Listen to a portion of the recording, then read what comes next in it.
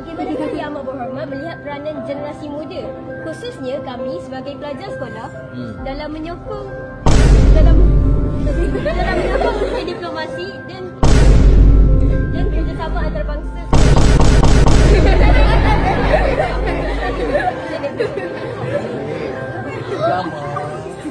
Salah dengan bagi rosak. Dan jaga kawan supaya jangan rosakkan barang-barang. Ini barang amanah, bukan barang kita. Kita rosakkan tu, menyalahkan. Tanggungjawab. Maknanya tanggungjawab kita memelihara hak orang, hak amanah. Bagaimana boleh kita rosakkan? Keduanya adalah soalan ini. Ini Presiden Kyrgyzstan. Kyrgyzstan itu republik di Asia Tenggara dulu. Negeri komunis, komunis 70 tahun komunis untuk agama tapi alhamdulillah makanya akhirnya dia merdeka, Islam kembali. Jadi kita nak dagang dengan dia, nak beli barang dia, dia beli barang kita belajar budaya dia belajar budaya. Okey, jangan tanya banyak-banyak aku kembali. Okey, Assalamualaikum.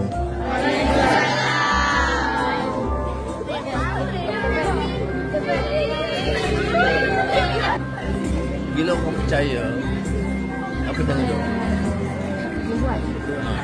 Jadi percayaan itu amanah. Dia tak payah orang cek. Kita puasa orang cek tak cek. Dia nak makan dan dia boleh. Itu yang dia kata. Percayaan baik. Kita yakin. Baca buku sebab bukan orang paksa. Kita kena pandai. Macam mana nak jaga ekonomi digital, AI. Tahu tak AI? Tahu. Kalau tak pandai. Okey? Okey, terima kasih. Okey kali.